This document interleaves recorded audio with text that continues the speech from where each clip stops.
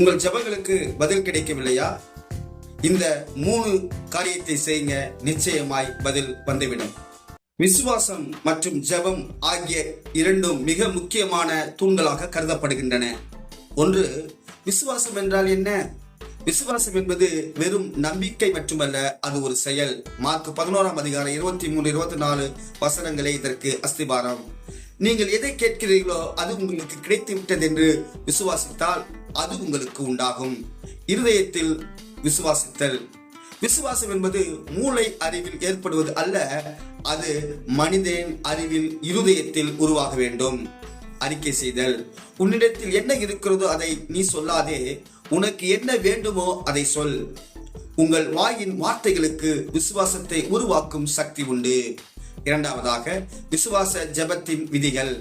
ஜெபம் என்பது ஏதோ ஒரு அதிர்ஷ்டத்திற்காக காத்திருப்பது அல்ல, அது சில ஆவிக்குரிய விதிகளுக்கு உட்பட்டது.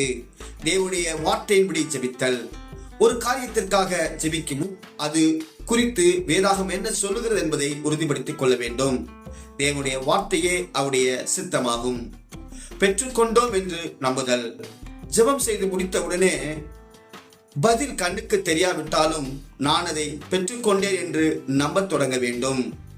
சந்தேகத்தை எதிர்த்தல். உங்கள் மனதில் தோன்றும் சந்தேகங்களை அனுமதிக்காமல் தேவனுடைய வார்த்தையை தொடர்ந்து அறிக்கை செய்ய வேண்டும். மூன்றாவதாக, அதிகாரத்தின் ஜெபம். விசுவாசிகளுக்கு இயேசு கிறிஸ்துவின் நாமத்தில் அதிகாரம் கொடுக்கப்பட்டு இருக்கிறது. பிசாசின் கிரியைகளை எதிர்த்து நிற்கும் தடையை அகற்றுவதற்கும் விசுவாசி தனது அதிகாரத்தை பயன்படுத்த வேண்டும். பிதாவே, இதை செய்யுங்கள் என்று கெஞ்சுவதை விட கிறிஸ்து கொடுத்த அதிகாரத்தை பயன்படுத்தி சூழ்நிலை நோக்கி கட்டளையிடுங்கள். சுருக்கமான சூத்திரம்: வாசி. தேவனுடைய வாக்கு தத்தங்களை வாசியுங்கள். விசுவாசி. அதை உங்கள் இருதயத்தில் நம்புங்கள். அறிக்கை செய். அதை உங்கள் வாயால் சொல்லுங்கள்.